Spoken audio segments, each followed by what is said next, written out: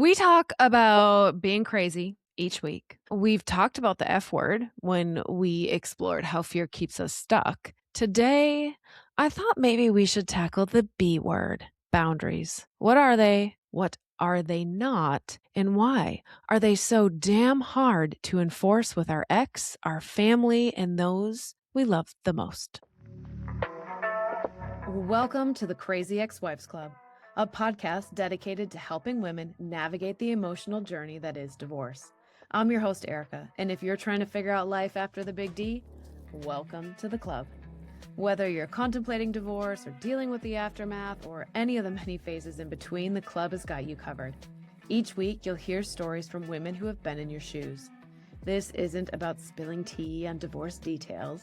This is about giving you the tools to take control of your own healing journey.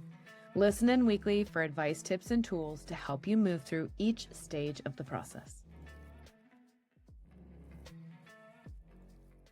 Welcome back to another episode of the Crazy Ex-Wives Club. I'm your host, Erica, and today I wanted to talk about boundaries. You know, that B word that we all struggle with. This was something that I was pretty shitty at. I mean, if we're honest, part of the reason that I got into so many issues, so out of alignment in my marriage was because I had bad boundaries. I didn't really understand what a boundary was. I thought a boundary meant I told you how I wanted to be treated, or I told you what I expected, and then you had to do it. And how often do we still expect that now in our co-parenting? You tell them that the kids need to go to bed at 9 o'clock, or you tell them that the tablets have to be turned off at 8, or you tell them that they cannot have sugar after a certain point. And then he does whatever he does. Because boundaries are not ultimatums. Boundaries are not firm laws or rules that must be followed. Boundaries are this other thing in between. And we often don't really even understand what they are, which is why we are so bad at enforcing them. A boundary is simply a line that you need to maintain to be your best self. A boundary of mine is I need a lot of sleep. A boundary of mine is I cannot go extended periods of time without eating. A boundary of mine is I feel much better. I operate better. I am more capable of getting things done when I include some sort of physical movement in my day. I would wager a bet those don't sound like what you thought boundaries were. In my marriage, I thought a boundary was I told you that I needed you to come home by midnight because I get up at 6 o'clock with the baby to get to work. So even though you work a night shift and you want to stay out till 2 in the morning, that doesn't work for me. So the boundary for me is you need to be home by this time. And he would say yes. And he would walk straight through it and show up whenever he actually wanted to. And I got more and more frustrated because I had been doing the work. I had been doing work to learn how to stand up for myself. And I didn't do that for a lot of years. For a lot of years, I people pleased and I overextended and I took on more because I knew that I could get it done. I could take that on for everybody else or for our family or for my partner or at work. And I didn't realize that that wasn't helping the situation. What I've learned over the course of exploring why I'm so terrible at establishing boundaries is I have a very healthy tie of how much I produce connected to my worthiness. And so if I do more, if I take on more, I am more worthy to that person. That person is less likely to leave. That person is more likely to choose me. But the reality is that those are not stable roots. Those are measures of control. Dare I say manipulation? If you're doing things in hopes that somebody else is going to like you, that is a form of manipulation, even when it comes from a good place. So when it came to boundaries, I really first started out with them thinking it just meant I had to clarify what I needed. I told you what I needed. Why are you not doing it? But that was such a tip of the iceberg of what boundaries really are. I had invested in a coach and we had done a whole section on boundaries. And he talked a lot about boundaries are like a white picket fence around your house. It is the area that you are responsible for maintaining. And what do you need to keep the grass green on the inside of this white picket fence? And the bigger the white picket fence gets, the more you have to manage inside. I'm going to be honest, I did not grasp that concept so well because people could just walk through that boundary. That picket fence doesn't move. What is going on? I was like, I still don't understand this boundary thing. But there was another example, another description of what boundaries are not, which is where I started to first unlock the ahas that I needed to shift how I was looking at boundaries. And that was that boundaries are not a hard, concrete prison wall. They are not an ultimatum. They are not a line drawn in the sand that you stay on this side or you get out. Those are all ways, approaches to things that create something that's very one-sided. It's my way or the highway. You do this or you get out. And at some point in relationships, those apply. Right? If somebody is treating us so poorly, and if we are not standing up for ourselves, then yes, boundaries move into ultimatums. But when they first start, they're fluid. They move and they bend and they flow. And they are 100% centered on what you do, not what they do. Let me explain that a little bit more. When we look at that line in the sand, an ultimatum is you better do this or we're over. You better fall in line or this is done. You better take this seriously or I'm out. Ultimatums are planting your feet, fully grounding yourself and saying it's this or nothing. And you're expecting that other person to make a change. But people are going to do what they're going to do. And so the only thing we can control is how we choose to show up in this equation, which is where a boundary lives. A boundary is a line that you establish that outlines something that you need to be your best self. And if the other person or people or job crosses that line, if they don't respect the line, you do something differently. You don't stand there and demand they change. You don't stand there and tell them why you are so upset. You might share those things. And at the same time, when they repeat it again, you change, you move, you remove yourself from the situation.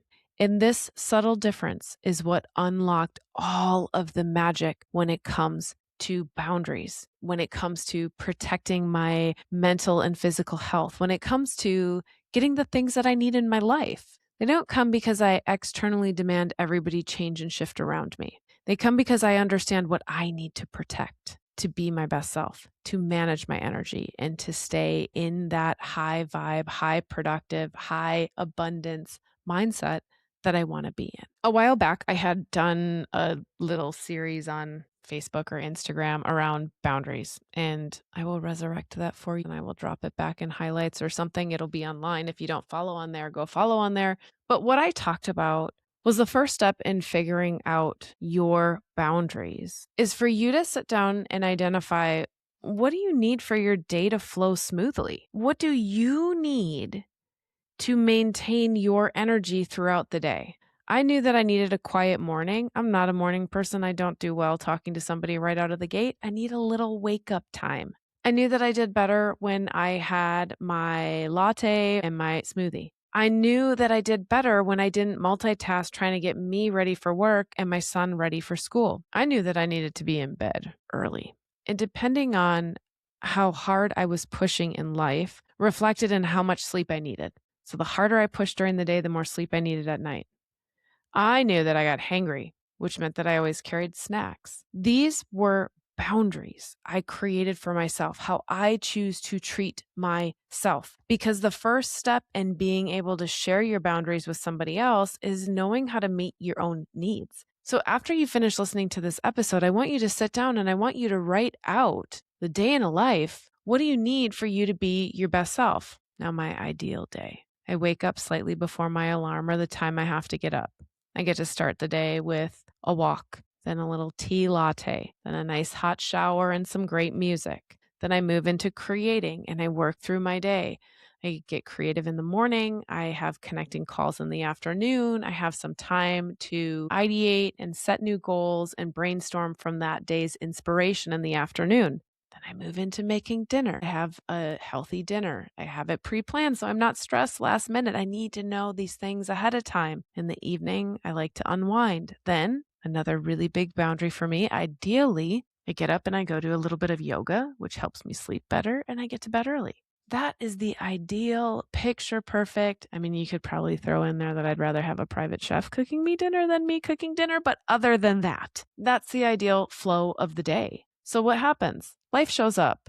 We have an event that night. A kid needs help with homework. We are multitasking because we didn't figure out dinner ahead of time. That's fine. That's reality of life. But I need to understand which ones of those boundaries are my non negotiables. And if I haven't sat down to actually lay out what I want my ideal day to look like, how do I know what I'm working towards? How do I know what's a win or not a win? And that's when we get sucked into the just surviving one day at a time. And all of a sudden, a week's gone by and a month's gone by or a year has gone by, and you still feel the same. Now, here's the other big piece about boundaries. So often, once we share a boundary with somebody, hey, I really need, okay, here's a great one. I really need a lot of sleep. I tell this to my partner all the time. Now he knows that. And he also tells me, I am not keeping you up at night. I'm not asking you to stay up. I'm not asking you to go out with me. Hi, little old Erica is making this choice to ignore a boundary that she knows she has because she wants to do whatever he's doing on the other side, whether it's hanging out or going out somewhere. But I am the one that is ignoring my own boundaries. We have to stop expecting boundaries to mean other people change. I can't expect him to all of a sudden want to go to bed at the same time when I need about double the amount of sleep that he needs. I can't expect him to shut all the electronics off and be mouse quiet in our house because I'm going to bed, because we both live in that space. I have to get clear on the fact that a boundary means that if it doesn't work for me, I remove myself. I don't wait for the other person to change. And I think that that piece alone is such a mic drop because we show up and we share these boundaries and we demand they change. And the harder choice, especially after divorce, is trusting that you'll make that hard choice again. If you got into a relationship that you knew in your heart wasn't working, but there were some benefits to it, and in all honesty, you just didn't want to have to start over again, would you stay and ignore your own boundaries? Or would you listen to your heart and do what it's telling you to do? We waste a lot of time fighting with other people trying to demand that they change. And the much faster path is learning how to change ourselves. I actually had somebody message me. I'm sure she's listening. I had her message me just today about boundaries with her ex. And she asked, why is it so hard for me to maintain these boundaries? Or why is it hard for him to maintain these boundaries? And what I talked to her about is that there's really two pieces. First, there is a skill to boundaries in expressing what you need. So after you've done the little activity to get clear on what you want, what you need to be your best self, the next step is the skill set of being able to explain it. And being able to share it in a way that is not attacking, but is reflecting, hey, this is what I need to be my best self, and I would love your support on it, and asking them to join you in enforcing that boundary. So in the example that she had sent, there were some slip ups happening where he was still using pet names. The occasional babe was slipping out or using nicknames. And while that is such a small thing, it's a really painful, triggering thing when you think about it. You know, these habits that we've built of how we talk about our ex or to our ex or the names we use or how we reference them are ingrained. It takes at least 21 days of consciously choosing to change a behavior or an action or a pattern for your brain to start to recognize a different path. Not master it, just start to recognize a different path. So when she reached out and said, hey, this thing is happening, and I don't know if I just need better boundaries to tell him that this is not okay, but I seem to really struggle with the right language. What I shared with her was two things. First, yes, you can absolutely say, hey, when you do that, this is what happens to me, and I would appreciate it if you stopped, or I'd appreciate it if you supported me in my ask. You've got to clarify, what does it do for me? Not you need to stop that. You need to stop that because we're getting divorced. You need to stop that because that's not coming from a supportive, caring place. That's an ultimatum. A boundary says, hey, when you still use those pet names, whether it's intentional or not, it bothers me. It's painful because we both know that that chapter's over. And I'm asking that you stop doing that. Clarify your boundary. Make your ask. Here's the second part. He may or may not choose to listen to you. One, if we give him the benefit of the doubt, he may be saying it because it's an old habit. It just slips out. It just slips out because that's what's always been said. Or he may be doing it because now he knows that it bothers you and he just kind of wants to get under your skin. Can we change his behavior? No. We can make a request. We can explain why it matters to us. We can invite that person to support us in enforcing what we're asking for. And at the end of the day, he might not change. So then how do we change ourselves? How do we figure out what we need to be able to handle that? In that situation, we talked a lot about nervous system regulation. What happens when it gets said? Where does it trigger in your body? How do you clear it out of your body? We also talked about the fact that when we do the work to heal what broke, then these little pieces don't have as big of an impact on us. Because when we do the work to heal what broke and your ex slips up and uses one of those pet names, instead of it hurting, you instead can reflect in one of those bittersweet moments, right? Oh, whoops, you made a mistake. No biggie. I'm just going to move on. But we can't get there when our nervous system is still dysregulated. So the nervous system connection to boundaries, this is a big one too. Remember when I started and said that I had a very strong tie between my worthiness was tied to my performance? How much did I produce? How much did I contribute? How hard did I work? That was a nervous system correlation as well. Why? Because we are a creature that thrives in community. We live, we survive, we multiply in community. We don't do it as a single individual. So we are ingrained in our nervous system to need community for safety, for support, and to thrive. And it has been wired in us since the dawn of time, which means that you learn to do certain behaviors to help regulate that desire for safety and security in your nervous system. And it started long before your marriage. Long, long time ago, you learned that there were things you could do that made it feel more safe. In my story, the more I performed or did, the more praise or awareness or gratitude that I got, the quote unquote better I was, that created more safety. Then I had a belonging. I had a purpose. I had a place, which meant as I moved into partnership, the more I did, the more I thought that would alleviate my nervous system's desire for safety and security. And the more it did not alleviate, and the more, a boundary, the one I shared, hey, you need to be home by midnight. And the more he walked through it, it reinforced, well, he's not telling the truth and he's not lining up words to action. And what can I trust and not trust? But at the root of it was a nervous system that was screaming that something was not safe. Something was not okay. The people in my inner circle were not helping to support the boundaries I had. And I wasted so much time trying to tell him what he needed to do differently to love me better, when I had to learn to love myself better. I had to learn how to say, hey, this no longer works for me. I don't want to be treated like this. I want a partner whose words and actions line up.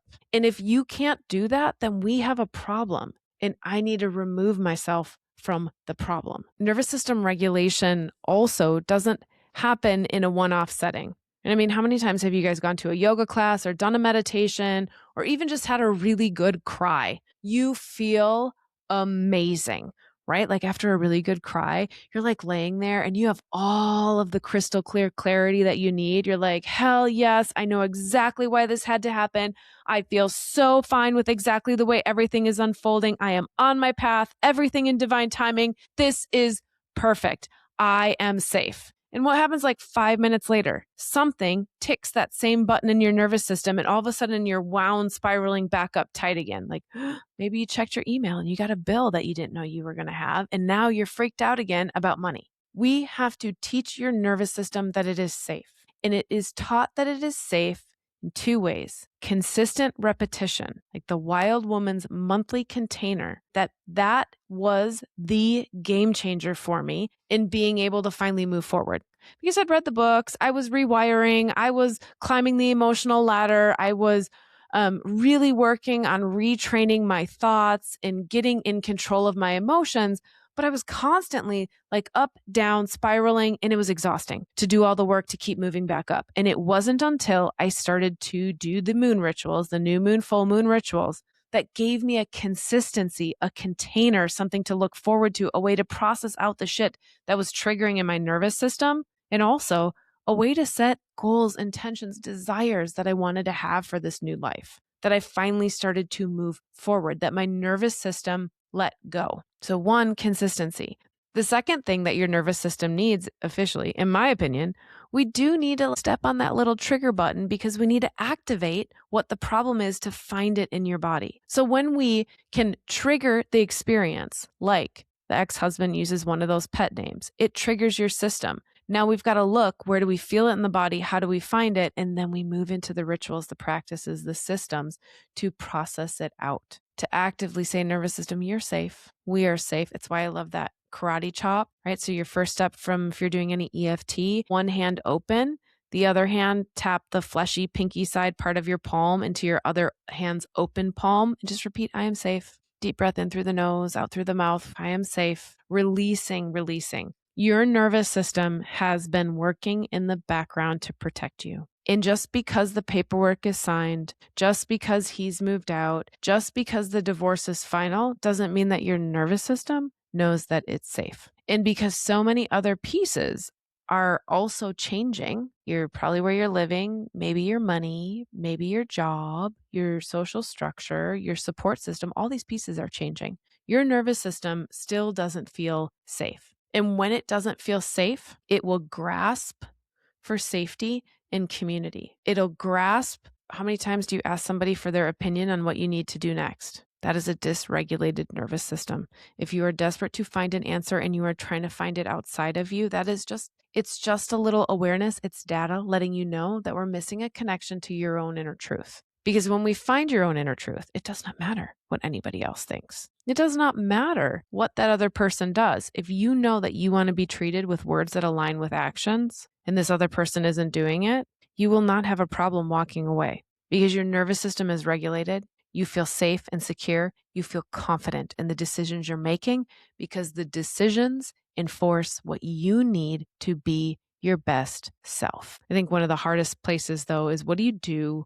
How do you hold that boundary when the other person completely loses it on you? And I know that that can be a very real situation when you're dealing with your ex. You've now tried to establish a new boundary. Hey, kids really need to be back to my house by 8 p.m. on Sundays. Otherwise, the bedtime routine is off the rails and it's incredibly hard. And Monday morning is incredibly hard. And then they start, you can't dictate, you can't control, you can't take my kids from me, you can't take away my time, whatever it is. To be able to hold a boundary under intense circumstances goes back again to that nervous system regulation and the connection with your heart. Because when we are heart-centered in our decision, when we are operating from a place of love, from abundance, and from understanding that humans are human, we make mistakes. We are shitty to each other sometimes. I am shitty to people sometimes.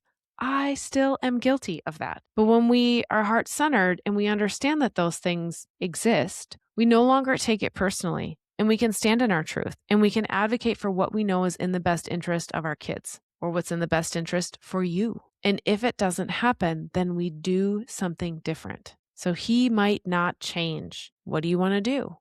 Is this a big enough issue that you want to try and adjust the parenting time? Do you want to try and negotiate giving him that hour back somewhere else? There are things that can be done to work together. Boundaries can be hard. The biggest shift I want you to take away from this week's episode is that boundaries are about how you care for you. Boundaries are about how you want to do something different so that you have what you need to maintain your energy and your mental health and your physical health. And we forget that boundaries are how we treat ourselves. And if we continue to walk through the boundaries we need for ourselves, how are we ever going to be able to hold them or enforce them for somebody else? And it's especially true when it comes to a former partner. Because this is a person that you loved. This is a person that you went above and beyond for. And this is probably a person that you ignored your boundaries for a lot of years for the good of the relationship or for the good of the kids. And that was the right choice. I'm not saying that was wrong. I would not change the times when I go a little bit outside my own boundaries. They're learning lessons for me. They are conscious choices I make now, instead of a subconscious reaction, bid for safety or a bid for somebody to like me. Instead, it becomes a choice. Hey, I'm going to stay up a little bit later. It means I know I'm going to be a little bit tired and I'm going to just have some extra things to support me during the day. But it's so hard to do it with our ex because we loved them. We wanted this to work out. We have layers of grief that are living underneath the end of the relationship that we're still dealing with. So next time you need to establish a boundary with your ex, I want you to look at not what you need to say to them, but why is it hard on your heart? Why do you not want to do it? Why do you want to take on more for them? We were having some conversations about this last week in the club as well. So in the divorce membership, as we met with the ladies, we were talking about the fact that we all step in and do things for our ex that they should really be learning how to do on their own. And why were we doing this? Examples of, if something got forgotten or they needed a prescription refilled or they didn't, coordinate a detail in advance. And do we go over and fix it? Yes. One was even saying my kiddo doesn't have a bike at the other house or a bike that fits them. And so she was looking at like, how can we get a bike over there? We are doing all of these things to rescue our former partner because we want to make it easier on our kids. We do. That's the mom heart in us. But there also is a point when we have to hold the line so that our ex learns what they need to do. And so when the thing comes up and when there's a boundary that needs to be established, your first step is asking your own heart, why does this hurt me? Why does it hurt me to say no to him? Why don't I want to say no? What am I afraid of? What am I trying to avoid? You might be afraid that he's going to yell at you. You might be afraid that it's going to hurt your kids. You might be afraid that if I don't do this, do I have a place anymore? A purpose, right? A calling. There are so many reasons that our nervous system gets activated and pushes us to ignore our boundaries for a bid for safety. And if you're stuck in that same pattern, whether it's with your ex or whether you're finding that you're having that same pattern moving forward, maybe you're starting to date and you're like, hey, I really don't like going out to loud bars. And your new partner is like, well, but let's just go check out this band, or hey, let's just go try this other place. And you start to ignore your own boundaries. It's data for you to figure out, do I want to make this choice? Do I want to make this shift? Or do I want to stay in the original set of boundaries that I had? And how do I change my behavior so that I am protecting them? As you guys are out there, boundaries versus ultimatums. It is not a hard stop. That's a line in the sand. That is a much different conversation. A boundary means you change, not them. If they continue to ignore the boundary, you invite them, you clarify, you say, hey, this is why it is so important for me, and I would love your support in this. And if they don't want to support you in this, then you remove yourself. You don't waste your time and energy trying to negotiate or get them to understand why it matters. If they don't want to support you, that's not the place that you want to be. And then look at why it's so hard for you when you have a boundary that is being crossed or a boundary that needs to be set. Why is it hurting your heart to do that? And when you get clear on these 3 areas, I can guarantee you will start to earn your little boundary badge. You will learn how to say them with love, how to clarify expectations, and if it no longer serves you, how to remove yourself from the room. Again, if you guys are struggling with this, either look at the club or look at the wild woman. I've been talking a lot about the wild woman lately because, to be honest, for me, it's a no-brainer. That practice saved my life. I was a couple years post-divorce. So what ended up happening is that came into my life after I broke up with the first guy I dated after divorce. And you've heard me say it, we all fall head over heels. And the first dude that we date after divorce happens to every person I've talked to, man and woman. It has happened to every person I've talked to. And so I was sitting in the lowest of lows again. How did I let this happen? How did this not work out? Why do I have to start over again? And I was spiraling for over a year, just stuck in the same pattern. And this ritual, new moon, full moon, intentions processing, it changed my life so fast and so miraculously. Unbelievable things started to show up that where it's at right now, I don't know why you wouldn't want to try it. In fact, you can try it for free. I put one of the full moon rituals up for free on the website so that you can see what it feels like in your body. And when you finish that free one, if you sit there and you say, oh my God, I feel like I can finally breathe and I have the clarity that I need and I feel so calm, then that's telling you that that is the answer. That is the thing your body needs. To me, it is the easiest next step to try out. If you've been listening to the podcast, if you love the podcast, if you're getting those little weekly ahas, move it one step deeper. do a little bit more work. Otherwise, look at joining the club. We'd love to have you in the divorce community. We meet 4 times a month. We meet live. We talk about books. We talk about problems. We talk about how to move forward. We do a lot of nervous system regulation in the club. We have an entire hour dedicated to it, but every call we weave it in through intentions and tapping and whatever we need in that moment. Either way, I am very proud of you. I'm proud of you for showing up every week. I'm grateful that you're here on this journey. And if there is a topic that you need covered, just like today's topic that came up because I was having a chat over in the Instagram messages with one of my Wild Woman members, send me a message. Let me know where you're struggling with. Put it in there and I will bring it to life for you in a future show. Until then, give yourself grace. Take a little walk, figure out what are your boundaries? What do you need for your best self? And we'll be back next week with another episode. And that's it. Another great episode of the Crazy Ex-Wives Club, a podcast for women learning how to heal from their divorce. Tune in next week for more advice and tips to help you figure out life after divorce. And until then, give yourself grace, do the best you can, and know that this is all part of the process.